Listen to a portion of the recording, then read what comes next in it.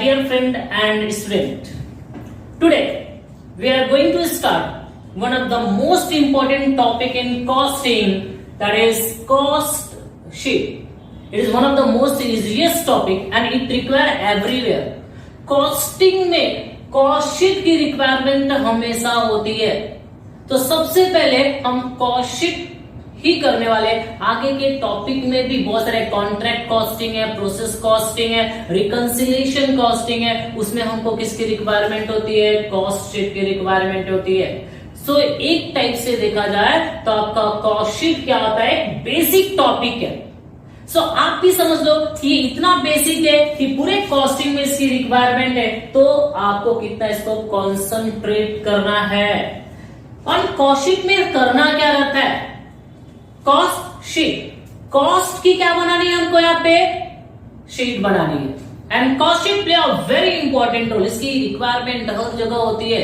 Cost मतलब value, किसी भी प्रोडक्ट का वैल्यू फाइंड आउट करना, ये कॉस्टिंग से सीखा जाता है। किसी भी मैन्युफैक्चरिंग कंसर्न में, किसी भी फैक्ट्री में, किसी भी ऑर्गेनाइजेशन में जहां पे मैन्युफैक्चरिंग का काम होता है, जो प्रोडक्शन होते हैं उस प्रोडक्शन में प्रोडक्ट की कॉस्ट को फाइंड आउट करना किसका काम होता है? कॉस्टिंग में कॉस्ट शीट के थ्रू हम लोग क्या करते हैं? उसको फाइंड आउट करते हैं।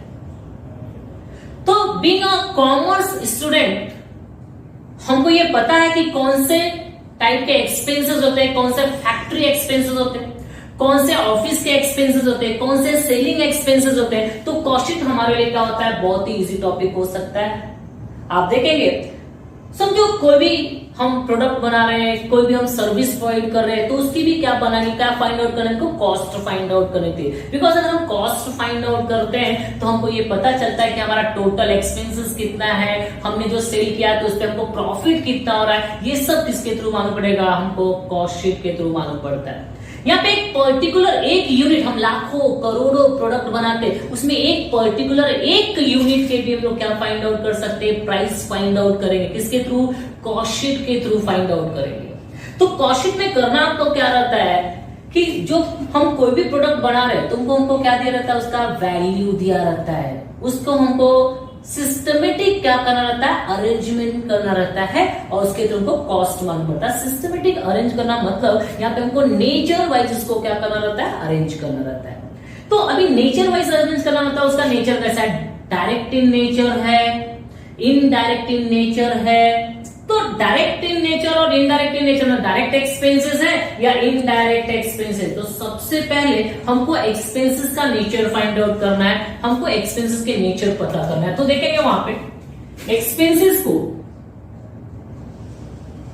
हम क्या करेंगे? दो पार्ट में डिवाइड कर देंगे, direct expenses and indirect expenses. So nature wise मतलब डायरेक्ट एक्सपेंसेस कौन से होते हैं हमारे एंड इनडायरेक्ट एक्सपेंसेस कौन से होते हैं हमारे, ये सबसे पहले पता करना। तो किसी भी पर्टिकुलर प्रोडक्ट को बनाने के लिए दो टाइप के एक्सपेंसेस होते हैं, एक डायरेक्ट एक्सपेंसेस होता है, एक इनडायरेक्ट एक्सपेंसेस होता है। तो डायरेक्ट एक्सपेंसेस में क्या होता है देखेंगे। सबसे पहले क्या रहता है? यहाँ पे भी तीन टाइप के एक्सपेंसेस, मटेरियल, लेबर एक्सपेंसेस। सो किसी भी पर्टिकुलर प्रोडक्ट को बनाने के लिए तीन टाइप के हमारे एक्सपेंसेस होते हैं। डायरेक्ट एक्सपेंसेस में मटेरियल हो गया, लेबर हो गया, एक्सपेंसेस हो गया। वैसे इनडायरेक्ट एक्सपेंसेस में भी आपके थ्री टाइप के एक्सपेंसेस हो सकते हैं हमारे, मटेरियल, लेबर एंड एक्सपेंसेस। तो बोलेंगे सर आपने दोनों जगह तो वही लिखा है। हाँ, तो मैं एक्सप्लेन करता हूं कि डायरेक्ट एंड इनडायरेक्ट में डिफरेंसेस क्या है। यहाँ पे भी हमारे जो मेन डायरेक्ट, जो नेम इंडिकेट, नाम से ही पता चलता है कि direct expenses are those expenses which can be incurred for the manufacturing of any product. किसी भी प्रोडक्ट को मैन्युफैक्चर करने में जो भी हमारा कॉस्ट लगता है, जो भी हमारा एक्सपेंसेस होता है, उसको हम डायरेक्ट एक्सपेंसेस बोलते हैं।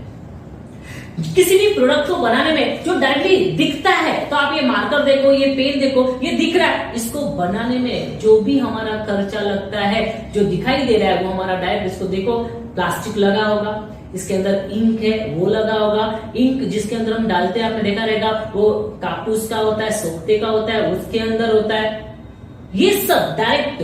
तो जो दिख रहा है उसको हम क्या बोलते हैं, डायरेक्ट एक्सपेंसेस। तो डायरेक्ट में आपका डायरेक्ट मटेरियल हो गया, डायरेक्ट लेबर हो गया, डायरेक्ट एक्सपेंसेस हो गया। इनडायरेक्ट में भी ये तीनों हमारे कंपोनेंट लगते हैं, indirect material, indirect labour and indirect expenses.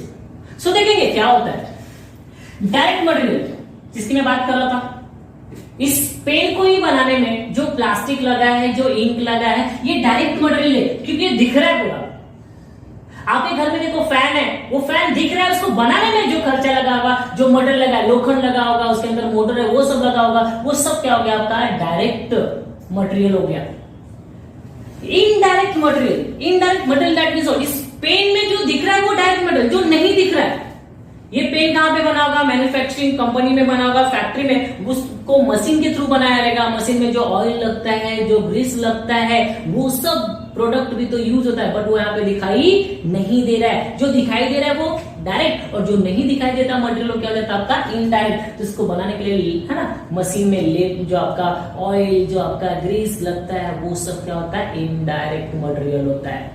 तो जो दिख रहा है वो क्या हो गया डायरेक्ट, जो नहीं दिख रहा क्या हो गया इनडायरेक्ट। लेबर, डायरेक्ट लेबर, इस पेन को बनाने के लिए जो मजदूर काम किए होंगे, जो फैक्ट्री में मजदूर काम करते हैं, उनको हम क्या करते हैं पेमेंट देते हैं। जो भी ह्यूमन बीइंग क्या करते हैं काम करते हैं, उनको जो कॉम्पेंसेशन दिया जाएगा उसको लेबर बोलते हैं हम लोग। तो यहाँ पे जो लेबर काम करते हैं इसको बनाने के लिए, उनको जो हम पेमेंट देते हैं वो लेबर हो गया, उसको बोलते हैं डायरेक्ट लेबर। समझिए आपके पास 20, 25, 50 लेबर काम करते और उनको कंट्रोल करने के लिए उनके ऊपर एक हेड ऑफ द डिपार्टमेंट, एक मैनेजर रखा गया। मैनेजर मैन्युफैक्चरिंग का काम नहीं करता, यहाँ पे बनाता नहीं है, बट इन 50 या 25 जो मजदूर है, जो लेबर है, उनको क्या करता है कंट्रोल करता है। तो उसको भी क्या करते हैं पेमेंट देते, बट वो काम नहीं करता, वो बनाता नहीं है, वो ऑर्डर देता है, इंस्ट्रक्शन देता है। तो उसको जो पेमेंट देंगे वो क्या हो जाएगा आपका इनडायरेक्ट लेबर हो जाएगा। समझिए कि हमारे फैक्ट्री में हमने वॉचमैन रखा हुआ है, सिक्योरिटी गार्ड रखा हुआ है, सो दैट ये जो हमारा मटेरियल इसका चोरी नहीं होना चाहिए। उसको जो हम पेमेंट देते हैं वो भी क्या हो जाएगा इनडायरेक्ट लेबर, बिकॉज वो भी ह्यूमन बीइंग है। उसको जो पेमेंट देंगे वो क्या हो जाएगा इनडायरेक्ट लेबर। ऑफिस है, ऑफिस में जो मैनेजर काम करते हैं उनको जो पेमेंट देते हैं वो भी ह्यूमन बीइंग है, उनको दिया तो वो क्या हो जाएगा आपका इनडायरेक्ट लेबर हो जाएगा।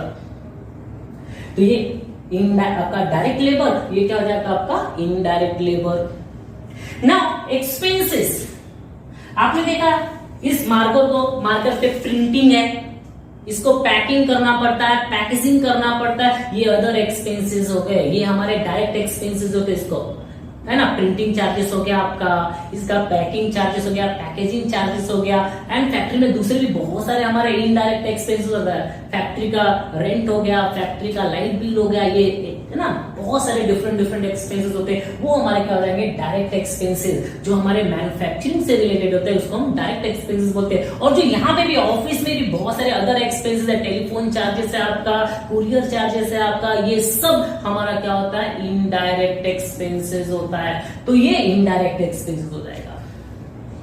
So there is a difference between आपको पता है डायरेक्ट एंड इनडायरेक्ट। जो डायरेक्टली विजिबल है, जो डायरेक्टली दिखाई दे रहा है, वो हमारा क्या हो जाता है डायरेक्ट एक्सपेंसेस, और जो दिखाई नहीं देता है बट में इसका यूज होता है उसको हम क्या बोलते हैं इनडायरेक्ट एक्सपेंसेस बोलते हैं। सो किसी भी प्रोडक्ट के कॉस्ट को बनाने के लिए सबसे जो इंपॉर्टेंट रोल होता है वो हमारा होता है डायरेक्ट एक्सपेंसेस का, जिसके अंदर आपका मटेरियल आता है, आपका लेबर आता है, आपका डायरेक्ट एक्सपेंसेस आता है, एंड इस तीनों को मिला के जो हमारा कॉस्ट मिलता है उसको हम बोलते हैं प्राइम कॉस्ट। क्या बोलते हैं उसको प्राइम कॉस्ट। एंड ये जो ऊपर के खर्चे, ये एक्स्ट्रा जो खर्चे उसको बोलते हैं ओवरहेड।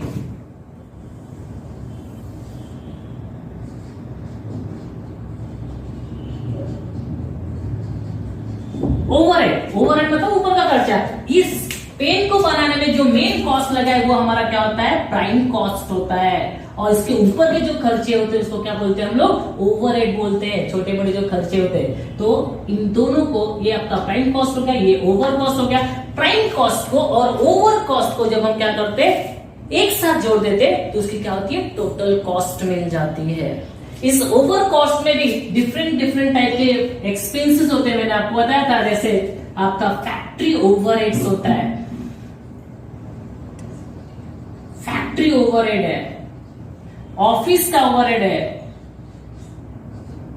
एंड शोरूम का आपका sale overhead, that mean selling expenses या सेलिंग ओवरहेड। कॉस्टिंग में एक्सपेंसेस को हम क्या बोलते हैं, ओवरहेड बोलते हैं। ये एक्सपेंसेस वर्ड हम फाइनेंस में यूज करते हैं, यहाँ पे हम ओवरहेड बोलते हैं इसको, एक्सपेंसेस को ओवरहेड बोलते हैं। तो हमको पता है कि फैक्ट्री के ओवरहेड्स क्या क्या होते हैं, ऑफिस के ओवरहेड क्या क्या होते हैं, सेलिंग ओवरहेड्स क्या क्या होते हैं हमारे, ये सब हमको पता है। इसके बेस से हम क्या करते हैं, आपके कॉस्ट शीट प्रिपेयर करते हैं। यहाँ पे हर ये तीनों कंपोनेंट में भी डिफरेंट डिफरेंट आपका सेम आता है, मटेरियल, लेबर, एक्सपेंसेस या overheads. Same material, labour, overheads, material, labour, overheads. मतलब ये तीनों एक्सपेंसेस में भी हमारे ये तीनों कंपोनेंट क्या होते हैं, इन्वॉल्व होते हैं। मटेरियल, लेबर और हर जगह मटेरियल की रिक्वायरमेंट होती है, लेबर ह्यूमन बीइंग की रिक्वायरमेंट होती है, एंड अदर एक्सपेंसेस तो होते हैं। तो तीनों को भी क्या करते हैं हम लोग, इंक्लूड करते हैं, और जो टोटल कॉस्ट मिलता है उसको क्या बोलते हैं हम लोग, कॉस्ट शीट बोलते हैं, टोटल कॉस्ट बोलते हैं ना। इसमें सबसे ज्यादा जो इंपॉर्टेंट रोल प्ले करता है वो ये डायरेक्ट एक्सपेंसेस, जिसको हम प्राइम कॉस्ट बोलते हैं।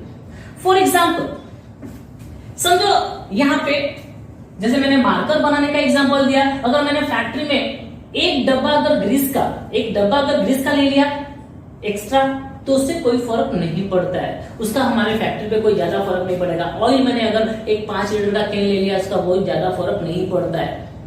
बट अगर यहाँ पे डायरेक्ट में अगर हमने थोड़ा सा भी इधर उधर कर दिया, तो उसका इफेक्ट जितने भी हम क्या करेंगे, यूनिट बनाएंगे, अगर यहाँ पे थोड़ा भी है ना, थोड़ा सा ज्यादा अगर मटेरियल चला गया, तो जितना भी हम यूनिट बनाएंगे उस हर यूनिट में थोड़ा थोड़ा ज्यादा चला जाएगा, जिसका इफेक्ट लाख्स रुपीस में जा सकता है, उससे भी ज्यादा जा सकता है। तो ओवरहेड जो हमारे होते हैं, इनडायरेक्ट एक्सपेंसेस होते हैं, उसको बहुत ज्यादा कॉन्सेंट्रेट नहीं किया जाता है। बट जो हमारे डायरेक्ट एक्सपेंसेस होते हैं या हमारे डायरेक्ट ओवरहेड्स होते हैं, उसको बहुत ज्यादा कॉन्सेंट्रेट करने की रिक्वायरमेंट होती है। तो मैं एक और एग्जांपल देता हूं आपको। फॉर एग्जांपल समझो क्लॉथ बनाने की मैन्युफैक्चरिंग कंपनी, कपड़े बनाने की, कपड़ा बनाते हैं हम लोग, तो उसमें कपड़ा क्या हो जाएगा, हमारा डायरेक्ट मटेरियल हो जाएगा। कपड़ा हमारा डायरेक्ट मटेरियल, अगर उसमें कटिंग करते समय थोड़ा भी इधर उधर प्रॉब्लम हो गया, तो उसमें कई थान का क्या हो जाएगा, प्रॉब्लम हो जाएगा। बिकॉज एकदम सिस्टमेटिक, जितने साइज का कपड़ा आता है उसी के हिसाब से कटिंग होना चाहिए, उस थान में से उतना पीस निकलना चाहिए। अगर कटिंग में थोड़ा सा प्रॉब्लम हो गया तो उतना पीस नहीं निकलेगा।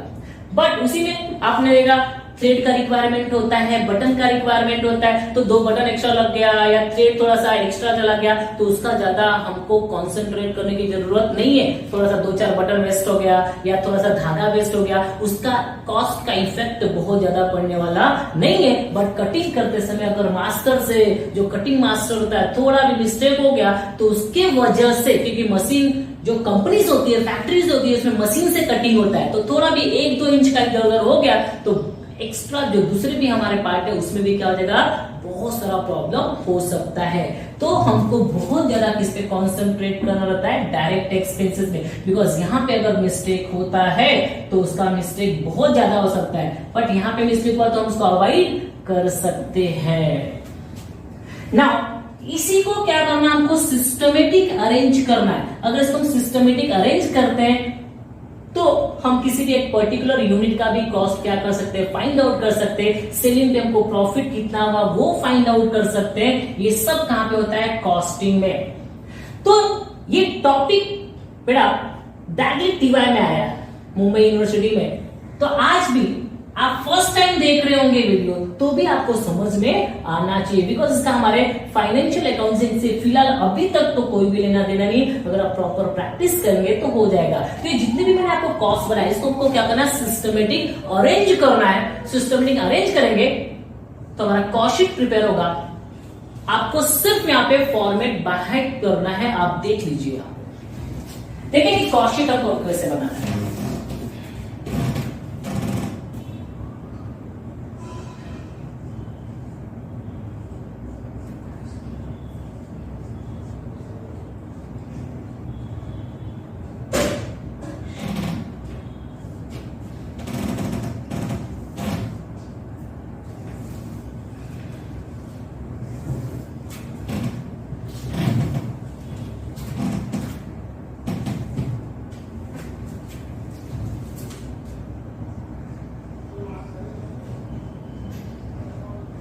पर्टिकुलर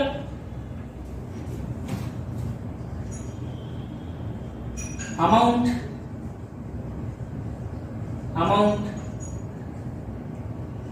आगे हमको जब यूनिट फाइंड आउट कराया देगा तो हम इसी में एक कॉलम यूनिट का भी बना सकते हैं। फिलहाल आप देख लेंगे यहाँ पे। सो यहाँ पे सबसे पहले हमारा होता है first opening stock,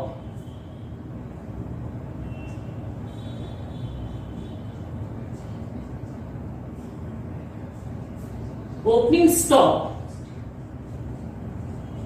of raw material। Opening stock of raw material का मतलब क्या होता है? फर्स्ट टाइम तो हम बिजनेस स्टार्ट नहीं कर रहे हैं, हमारे पास जो फैक्ट्री है उसमें लास्ट ईयर का भी लास्ट मंथ का भी को जो हमारा प्रोडक्ट है, जो हमारा रॉ मटेरियल है वो बचा होगा। तो बचा होगा तो उसको फेंक तो नहीं देंगे, तो लास्ट ईयर का जो बच गया तो हमारे लिए क्या होता है, हमारा ओपनिंग स्टॉक हो जाएगा। Opening stock of raw material. Add purchase,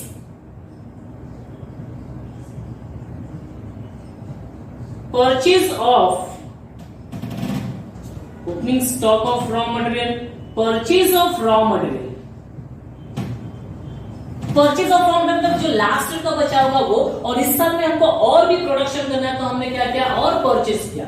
अभी जो हम रॉ मटेरियल परचेज करते हैं तो उसमें हमको फ्रेट पे करना पड़ता है, कैरेज पे करना पड़ता है, ये एक्स्ट्रा चार्जेस जो भी हमने पे किया वो इसमें क्या हो जाता है, ऐड हो जाता है। तो इसमें ऐड कर देंगे हम लोग कैरेज, फ्रेट, एक्स्ट्रा जो भी रहेगा हम लोग क्या कर सकते हैं इसके अंदर ऐड कर देंगे।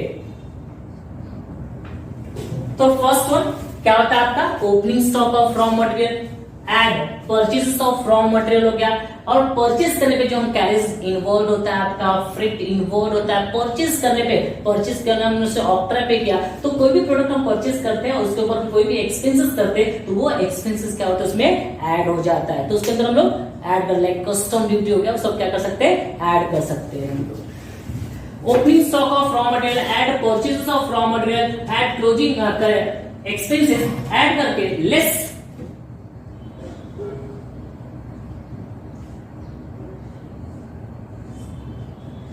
Closing stock, stock of raw material. तो closing stock of raw material क्या करना रहता है, इसमें से हमको लेस करना रहता है। Closing stock of raw material पूरे साल काम करने के बाद जो मटेरियल क्या हो जाएगा, बच जाएगा। तो बच जाएगा तो उसको हम क्या करेंगे, साइड में रखे रहेंगे, वो एक्सपेंसेस में तो काउंट होगा, वो नेक्स्ट ईयर क्या होगा हमारा वापस यूज होगा। तो less closing stock of raw material, and इसमें से लेस करते हैं हम लोग less sale of waste, sale of waste. इसको नॉर्मली स्क्रैप बोलते हैं, भंगार बोलते हैं, बट इसका मैं थोड़ा आपको कंसेप्ट क्लियर कर सकता हूं। मैं यहां पे मैं स्क्रैप भी लिख सकता हूं, स्क्रैप। स्क्रैप कब होता है, जब प्रोडक्शन का काम हो जाता है उसमें से जो बचता है उसको हम क्या बोलते हैं, स्क्रैप बोल सकते हैं। बट मैंने क्या लिखा यहाँ पे, sale of scrap. For example आपको मैं बताता हूं, एक समझो हमने मटेरियल कितने का परचेस किया, 10 रुपीज का। कैरेजेस वगैरह हमने जो उसके ऊपर पे किया, समझिए हमने उसके ऊपर पे किया 5 रुपीज कैरेज पे किया हमने, एग्जाम्पल बता रहा हूं। तो टोटल हमारे कॉस्ट कितने हो गए, 15 रुपीज। लेकिन समझिए जो हम लोग रॉ मटेरियल मंगाते हैं बड़े बड़े कंटेनर में, तो जो हमारा रॉ मटेरियल आया है वो टीन के डब्बे में है या वो बड़े बड़े कार्टून में है, तो समझे जो वो कार्टून है ना, वो डब्बा निकालने के बाद हमारे रॉ मटेरियल निकालने के बाद जो कार्टून बच जाता है, या हमने समझो नारियल मंगाते हैं, देखो उसमें गोनी बच गया है ना, जो भी कार्टून बच गया, जो हमारे डब्बे बच गए जिसके अंदर रॉ मटेरियल है, आपको समझ में आ रहा होगा। अगर समझो उसको हमने साइड में निकाल दिया तो वो हमारे लिए उसका यूज तो नहीं प्रोडक्शन में, वो हमारे लिए क्या हो गया, वेस्ट हो गया, यूजफुल नहीं है वो हमारे लिए। तो उसको हमने बेच दिया, समझो उसको हमने 2 रुपए में बेच दिया, 2 रुपए में बेच दिया हमने स्क्रैप को या उस वेस्ट को, तो आप बताइए आपका कॉस्ट कितना हो जाएगा, 13 रुपीज हो जाएगा, क्योंकि 2 रुपए आपको क्या आ गया उस वेस्ट को बेचने के बाद आ गया, तो हमारा कॉस्ट क्या हो जाएगा, 13 रुपीज हो जाएगा। तो वैसे ही लेस सेल ऑफ स्क्रैप या वेस्ट हम बोल सकते हैं, इसको सेल कर देंगे तो आपको क्या मिल जाएगा, जो टोटल कॉस्ट मिलेगा उसको हम क्या बोलते हैं, टोटल है ना, रॉ मटेरियल कंज्यूम बोल सकते हैं इसको हम लोग। उसके बाद ये हमारा हो गया फर्स्ट। सेकेंड, मैंने आपको बताया यहाँ पे जो डायरेक्ट यूज होता है, डायरेक्ट लेबर,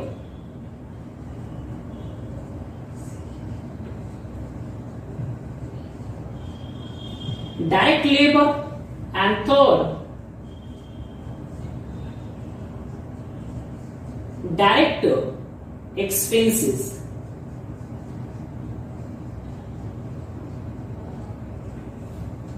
ये तीनों direct labour and direct expenses, इन तीनों को ऐड कर देंगे तो will get the prime cost, हमको मिलता है प्राइम कॉस्ट। वापस एक बार देख लेंगे आप लोग, opening stock of raw material, add purchases of raw material, add जो भी हमने रॉ मटेरियल परचेज किया उसके ऊपर जो भी हमने एक्सपेंसेस पे किया, वैसे 2 ही लिखा है, एंड और भी हो सकते हैं आपके etcetera, that is carriage, freight, custom duty, ये सब उसमें ऑक्ट्रा है, उसमें सब ऐड हो जाएगा, वो ऐड कर दिया हमने।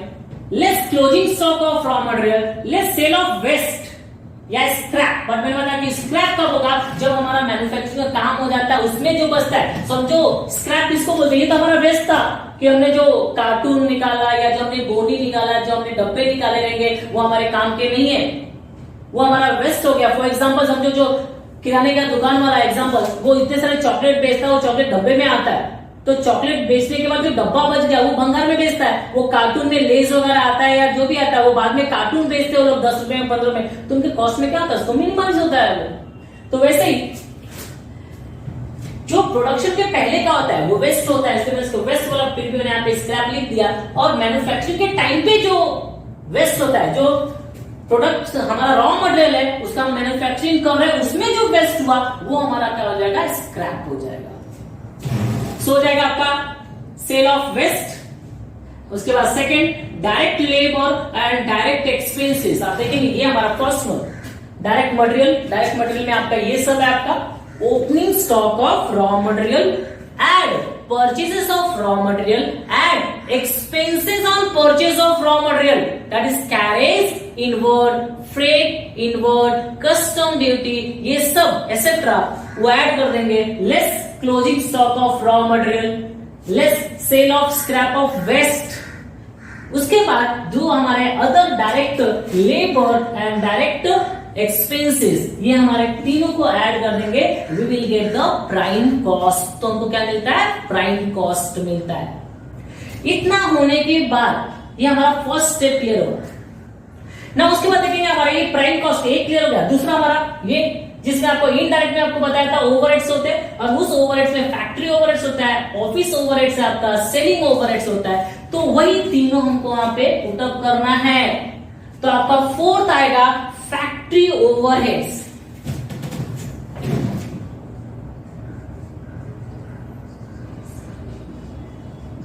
फैक्ट्री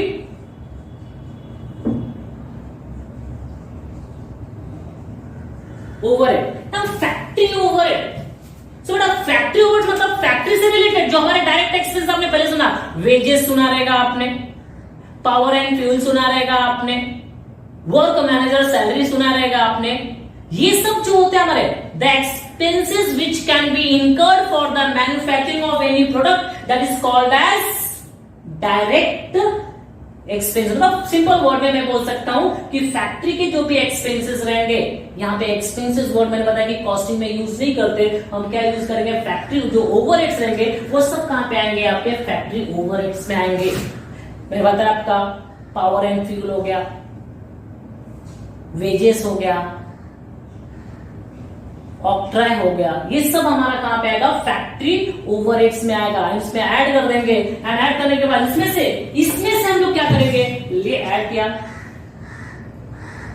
लेस करेंगे sale of scrap, sale of scrap. तो हमारा जो भी आएगा यहां पे उसमें से हम लेस कर सकते हैं सेल ऑफ स्क्रैप। तो जो हमको आंसर मिलेगा वो मिलेगा हमारा gross work cost, gross work cost. और बस प्राइम कॉस्ट के बाद 3 एक्सपेंसेस होते हैं हमारे, कौन कौन से, factory overheads, office overheads, selling overheads. तो प्राइम कॉस्ट के बाद पहला हमारा फैक्ट्री ओवरहेड्स। फैक्ट्री से रिलेटेड हमारे जितने भी एक्सपेंसेस रहेंगे उसमें से क्या कर देंगे आप, उसमें ऐड कर देंगे, जो भी आएगा उसमें से क्या कर देंगे, इसको सेल ऑफ स्क्रैप। मैंने बताया था मैन्युफैक्चरिंग करने के बाद जो स्क्रैप, जो वेस्ट होगा वो हमारा स्क्रैप होगा, उसमें से क्या कर देंगे, लेस कर देंगे, तो आपको क्या मिलेगा, ग्रॉस वर्क कॉस्ट मिलेगा। अभी ग्रॉस वर्क कॉस्ट के बाद अभी फैक्ट्री में जो काम होता है, तो ऐसा तो नहीं कि स्टार्टिंग में काम हुआ और लास्ट में पूरा साफ सफाई क्लीन, इसमें पहले के भी हमारे पास कुछ स्टॉक बचे रहते हैं, काम चल रहा है वो कंटिन्यूअस चलते रहता है। ऐसा नहीं कि हमारा 1 साल खत्म हो गया, काम खत्म हो गया, फिर नया सब स्टार्ट होगा। तो जो बचा रहता है उसको हम बोलते हैं ओपनिंग स्टॉक। तो देखेंगे उसको हम बोलेंगे eight opening stock of work in process, opening stock of work in process less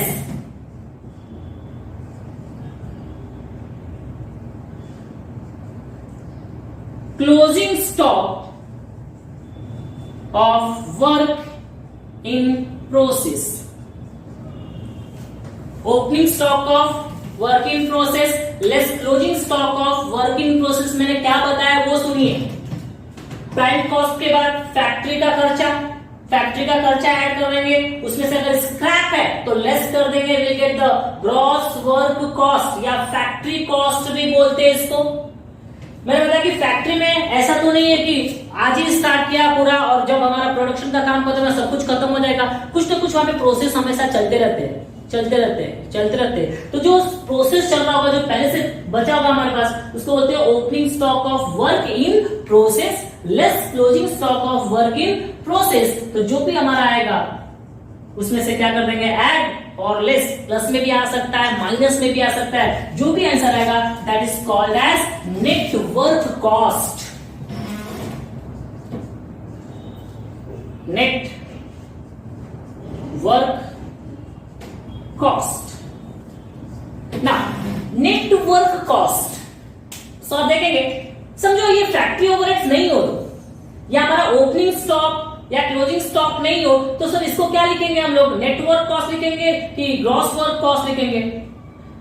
तो ऐसे केस में सिर्फ हमको वर्क कॉस्ट लिखना है, फैक्ट्री ओवरहेड्स तो रहेगा ही रहेगा, समझो हुए। तो ऐसा नहीं कि ग्रॉस वर्क कॉस्ट, और ये नहीं है ओपनिंग स्टॉक क्लोजिंग स्टॉक नहीं है, तो क्या करेंगे प्रॉब्लम में, तो हमको ना नेटवर्क कॉस्ट लिखना है ना ही हमको ग्रॉस वर्क कॉस्ट लिखना है, वहां पे हमको सिर्फ वर्क कॉस्ट लिखना है, फैक्ट्री कॉस्ट लिखना है। फॉर एग्जाम्पल समझो जहां कहीं पे भी हम जाते हैं तो जहां पे 2 वे होता है आने और जाने का, तो वहां पे लिखा रहता है इन आउट, जहां पे एंट्री रहना है वहां पे इन और जहां से आना है वहां पे आउट। बट जहां पे सिर्फ एक ही रास्ता हो, वहीं से जाना है वहीं से आना है, तो आपने देखा रहेगा वहां पे कुछ भी नहीं लिखा रहता है, ना इन लिखा रहता है ना आउट लिखा रहता है। तो वैसे ही अगर ये नहीं रहे तो यहाँ पे सिर्फ हमको क्या लिखना रहता है, वर्क कॉस्ट लिखना है हमको ना। वर्क कॉस्ट के बाद जो हमारा आएगा सेकेंड ऑफिस ओवरहेड, तो ये हमारा हो गया फिफ्थ वन हमारा। Add office and administrative overheads, office and administrative overhead. So office and administrative, office के हमारे जितने भी एक्सपेंसेस रहेंगे, ऑफिस में जो हमारे ऑफिसर्स काम करते हैं, मैनेजर काम करते हैं, प्रिंटिंग है, स्टेशनरी है, इंक है, टेलीफोन चार्जेस है, ये सब किस में जाएगा, हमारा ऑफिस एंड एडमिनिस्ट्रेटिव ओवरहेड्स में जाएगा। इसमें हम लोग क्या कर देंगे, उसको ऐड कर देंगे। ऑफिस एंड एडमिनिस्ट्रेटिव ओवरहेड्स को ऐड करने पे हमको जो मिलता है उसको बोलते हैं हम लोग cost of production. Cost of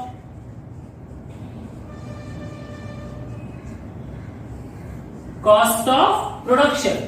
sir अभी तक तो कॉस्ट ऑफ प्रोडक्शन कहां पे निकलता था, नॉर्मली अगर मैं बोलूं तो कॉस्ट ऑफ प्रोडक्शन कहां पे निकलना चाहिए था, फैक्ट्री में निकलना चाहिए था, ये फैक्ट्री में काम होता है। बट यहां पे तो हमारा ऑफिस के बाद निकल रहा है, तो मैं आपको बता दूं यहां पे ऑफिस में कोई काम नहीं होता है। काम दो जगह पे होता है, एक तो फैक्ट्री में होता है और एक सेलिंग। वहां पे फैक्ट्री में मैन्युफैक्चरिंग का काम होता है और सेल्स वाले हमारा क्या करते हैं, सेल का काम करते हैं। तो ऑफिस वाले क्या करते हैं, ऑफिस वाले कुछ नहीं करते। ऑफिस वाले सिर्फ क्या देते हैं, उनको ऑफिस नहीं दे तो कुछ भी नहीं हो पाएगा। ऑफिस से हम बैठे बैठे फैक्ट्री को भी मैनेज करते हैं कि आपका इतना प्रोडक्शन बाकी है, आप पीछे चल रहे हो, आपको और प्रोडक्शन क्या करना है। यहां से हम सेल्स वाले को टारगेट देते हैं कि आपका सेल्स का टारगेट अभी तक पूरा नहीं हुआ, आपका ये सेल्स कंप्लीट नहीं हुआ, इसको सेल करो। तो ऑफिस का ये काम करता है। ऑफिस ना ही किसमें काम करता है, मैन्युफैक्चरिंग का काम करता है, ना ही सेलिंग का काम करता है। तो जो ऑफिस का कॉस्ट होता है वो इंक्लूड नहीं होता है। तो यहां तक का जो भी हमारा एक्सपेंसेस होता है उसको हम क्या बोलते हैं, कॉस्ट ऑफ प्रोडक्शन बोला जाता है। क्या बोला जाता है, कॉस्ट ऑफ प्रोडक्शन। अभी ऐसा तो नहीं है कि यहाँ पे पूरा खर्चा होने के बाद कॉस्ट ऑफ प्रोडक्शन जो आपका आ गया, यहाँ पे ओपनिंग स्टॉक क्लोजिंग स्टॉक कुछ भी नहीं है, सारा का सारा गुड्स हमने क्या कर दिया, सोल्ड कर दिया। कुछ ना कुछ स्टॉक हमारे पास पहले से पड़े रहते हैं। समझो हमें इस साल का जो हमारा प्रोडक्शन है, इस साल का जो हमारा प्रोडक्शन है, हमने 10,000 यूनिट बनाया है। अभी 10,000 यूनिट हमने बनाया, बट हमने सेल कितना किया है इस साल में, 11,000। सॉरी ये कैसे पॉसिबल है कि हमने बनाया 10,000, सेल कितना किया 11,000? पॉसिबल है ना। ये 10,000 हमारा इस साल का प्रोडक्शन है, बट लास्ट ईयर का भी तो हमारे पास कुछ ना कुछ प्रोडक्ट, तो हम इसमें क्या करेंगे, ऐड। समझो लास्ट ईयर का हमारे पास अगर 2,000 का प्रोडक्ट बचा है, तो पहले का 2,000 और इस साल का 10,000, टोटल हमारा जो हो जाएगा वो कितना हो जाएगा, 12,000। और हमने सेल कितना किया, 11,000।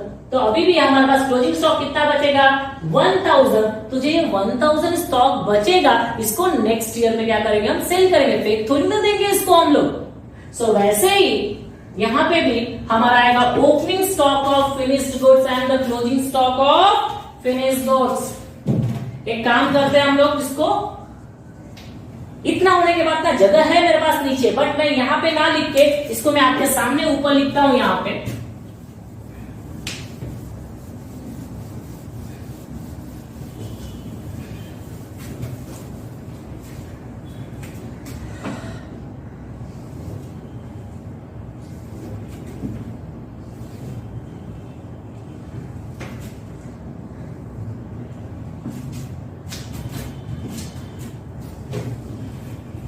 सेम यहां पे मैं नीचे लिख सकता हूं, बीच में कभी नहीं आएंगे। जहां से एंड हुआ मुझे दिख रहा है कि यहाँ पे जगह कम है, मैं यहाँ पे एक तो लाइन लिखूं, उससे मैं पूरा यहाँ पे शिफ्ट कर देता हूँ। यहाँ पे नीट एंड क्लीन मैं वापस लिख सकता हूँ कॉस्ट ऑफ प्रोडक्शन, या उसके आगे से क्या लिखूंगा, add opening stock of finished goods, FG जगह नहीं है, फिनिश्ड गुड्स लिखा। Opening stock of finish good जो मेरे पास पहले से बचा होगा, less closing stock of finished goods.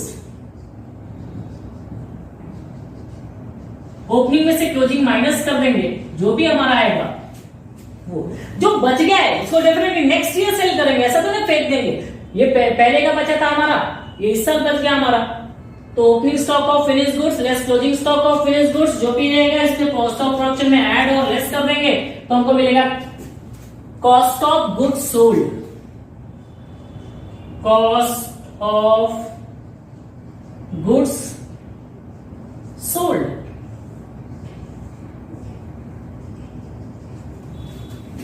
Cost of goods sold के बाद हमारा ऑफिस एंड एडमिन ओवरहेड्स हो गया, हमारा बचा आपका सेलिंग एंड डिस्ट्रीब्यूशन ओवरहेड्स, जो सेल्स डिपार्टमेंट का और शोरूम में होता है। तो इस हमारे कॉस्ट ऑफ गुड्स सोल्ड में हम लोग सेलिंग एंड डिस्ट्रीब्यूशन को ऐड कर देंगे। Add selling and distribution overhead. Selling and distribution overheads में क्या होता है आपका, सेल्स से रिलेटेड जितने भी हमारे एक्सपेंसेस होते हैं, लाइक सेलिंग एक्सपेंसेस हो गया, सेल्समैन एक्सपेंसेस हो गया, एडवर्टाइजमेंट हो गया, एग्जीबिशन चार्जेस हो गए, डिलीवरी वैन एक्सपेंसेस हो गया, तो ये सब सेल्समैन का एक्सपेंसेस हो गया। तो ये सब जो भी होता है that is called as selling and distribution expenses. And selling and distribution expenses add करने के बाद जो मिलेगा वो उसको हम बोलते हैं टोटल कॉस्ट। क्या बोलेंगे उसको हम लोग, cost of goods, total cost. Total cost, एक बार अगर आपको टोटल कॉस्ट मिल गया, ये हमारे प्रोडक्ट का टोटल कॉस्ट है, फिर अगर समझो आपको सेल्स दिया हुआ है, वहां पे अगर सेल दिया है तो जो डिफरेंस आएगा हमारा, वो डिफरेंस हमारा क्या हो जाएगा, प्रॉफिट और लॉस। वो हमारा नॉर्मली क्या आ सकता है, बैलेंसिंग फिगर आएगा, या तो प्रॉफिट और क्या आ सकता है आपका, लॉस। अगर सेल्स नहीं दिया है तो प्रॉफिट दिया रहेगा, प्रॉफिट दिया तो हम सेल्स फाइंड आउट कर सकते हैं। सेल्स दिया रहेगा तो क्या फाइंड, जो हमारा डिफरेंस आएगा, जो हमारा बैलेंसिंग फिगर आएगा, वो क्या हो जाएगा हमारा, प्रॉफिट या तो लॉस हो सकता है। ये हमारा हो गया total cost sheet particular, and that is amount. ये फॉर्मेट हमको करना क्या है, ये देखिए हमारा फॉर्मेट मैंने आपको बताया। Opening stock of raw material, add purchases of raw material, add expenses on purchase of raw material, less closing stock of raw material, less sale of waste और sale of scrap, will get the prime cost. After prime cost क्या होता है, नहीं उसके बाद होता है direct labour and direct expenses, तीनों को ऐड करने क्या मिलता है आपका, प्राइम कॉस्ट। नेक्स्ट होता है हमारा फैक्ट्री ओवरहेड्स, फैक्ट्री से रिलेटेड जितने भी एक्सपेंसेस रहेंगे उसको क्या करेंगे, ऐड करेंगे। लेस सेल ऑफ स्क्रैप, क्या मिलेगा, gross work cost. Add opening stock of work in process, less closing stock of work in process, will get the net work cost. दोनों नहीं है तो सिर्फ work cost, that is called as factory cost भी बोलते हैं हम लोग। Office and administrative overheads, office के खर्चे को ऐड करेंगे, क्या मिलेगा, cost of production. Add opening stock of finished goods, less closing stock of finished goods, हमको क्या मिलेगा, cost of goods sold. And selling and distribution overheads, क्या मिलेगा आपका, टोटल कॉस्ट। सेल्स दिया रहेगा तो प्रॉफिट और लॉस मिल जाएगा। प्रॉब्लम में हमको सारे आइटम दिए रहेंगे, सारे अकाउंट दिए रहेंगे, हमको सिर्फ क्या करना है, ये फॉर्मेट करना है, कॉपी एंड पेस्ट करना है। जैसे आपको फाइनल अकाउंट में ट्रायल बैलेंस दिया रहता है, 11th 12th में FY में आपने देखा हम टिक लगाते थे, ये ट्रेडिंग अकाउंट में जाएगा, ये प्रॉफिट एंड लॉस में जाएगा, ये असेट्स है, ये लायबिलिटी है। वैसे ही यहाँ पे भी हम लोग क्या करेंगे, टिक लगाएंगे। हमको पता है ये फॉर्मेट क्या है, फैक्ट्री से रिलेटेड कौन कौन से एक्सपेंसेस है, ऑफिस से रिलेटेड कौन कौन से एक्सपेंसेस है, सेल्स से रिलेटेड कौन कौन से एक्सपेंसेस है, और उसके जगह पे क्या करना है, आपको पुटअप करना है, एंड आपका कॉस्ट शीट क्या हो जाएगा, रेडी हो जाएगा।